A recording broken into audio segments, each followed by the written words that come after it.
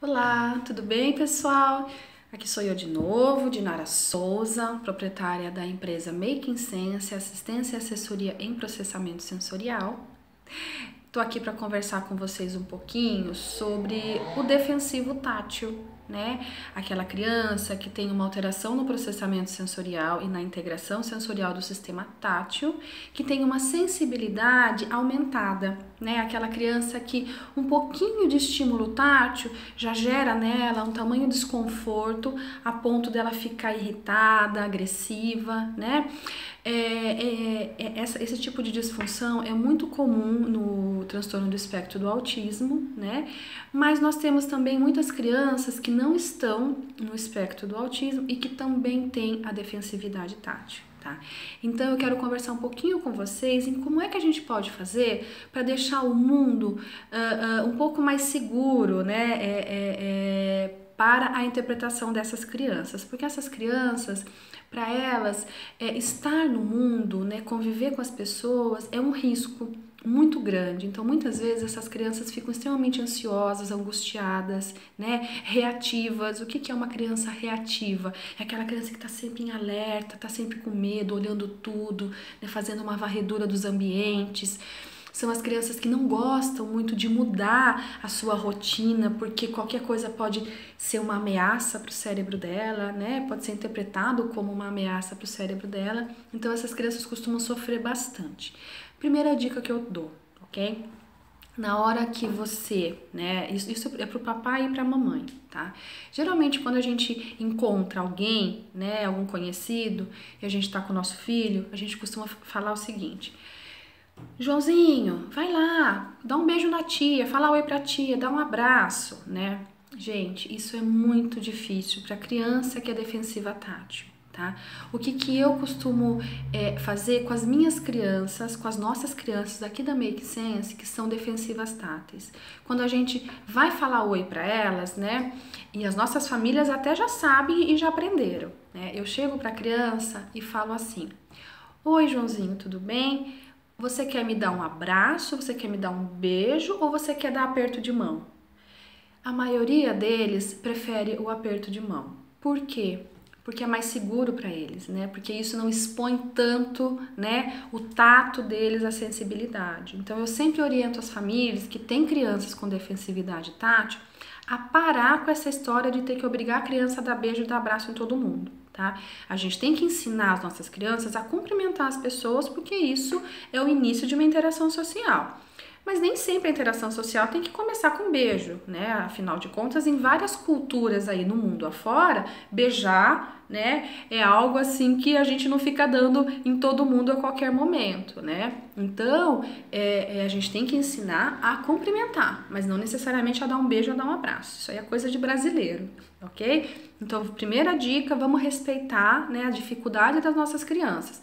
Porque às vezes, gente, você força a criança a dar um abraço, a dar um beijo numa pessoa, isso já desregula a criança, já deixa ela ansiosa e daí ela já não consegue estar bem naquele momento, já não consegue engajar em brincadeiras e tal. Então a primeira coisa é isso. Outra dica que eu dou agora para os professores que têm crianças com defensividade tátil em sala de aula. Essas crianças, você colocá-las sentada na frente, perto de você, isso pode gerar muita angústia para essas crianças. Por quê? Porque ela está sentada na frente, ela não sabe o que está acontecendo atrás dela. Então, de repente, pode vir uma criança e jogar uma borracha sem querer e acertar nela.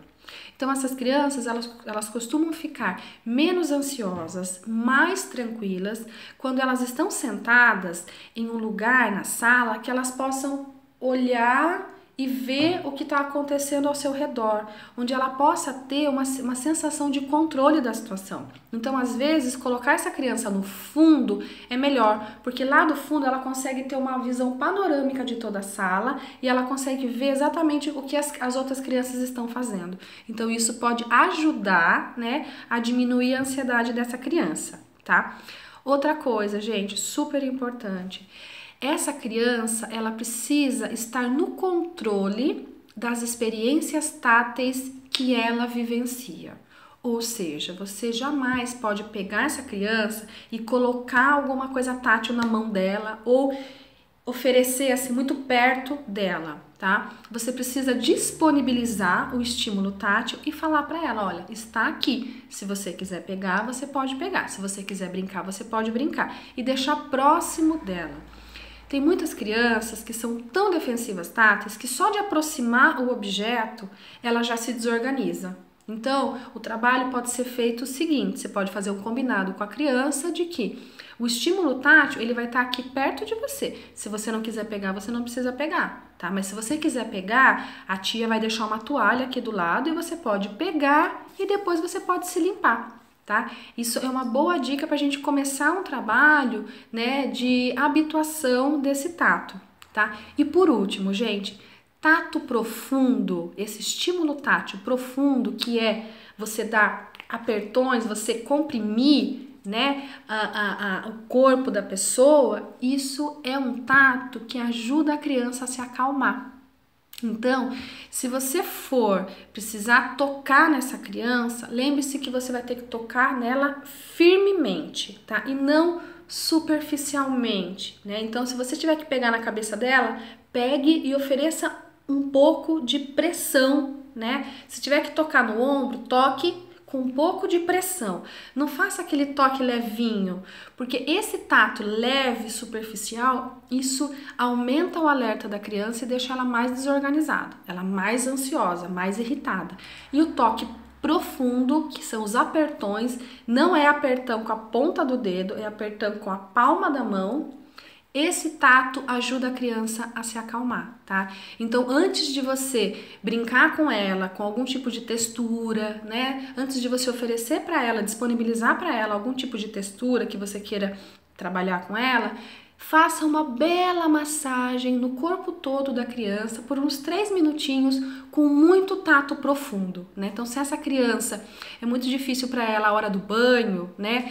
Prefira dar banho nela em uma banheira que ela possa ficar imersa na água e não o chuveiro, que às vezes o chuveiro, aquelas gotinhas caindo no corpo, pode desorganizar a criança, tá? Então, uma boa ideia, antes do banho, fazer 5 minutinhos de pressão, massagem, contato profundo na criança, aí você deixa ela calminha e daí você apresenta o momento do banho para ela com um belo banho de imersão, que pode ser um banho em uma banheira ou até uma bacia grande, né? Mas que a criança possa entrar ali dentro e ficar com a água cobrindo o corpo dela, tá? Mais uma dica e última. Esportes aquáticos, natação, por exemplo, costuma fazer muito bem para essas crianças, porque ficar com o corpo inteiro mergulhado na água, isso ajuda a acalmar também. Essas são as minhas dicas para os defensivos táteis, espero que vocês tenham gostado, tá? Dá um like, se inscreve no canal para vocês receberem sempre o alerta, né, dos nossos vídeos e das nossas dicas, tá bom? Um beijo bem grande. Tchau, tchau, gente!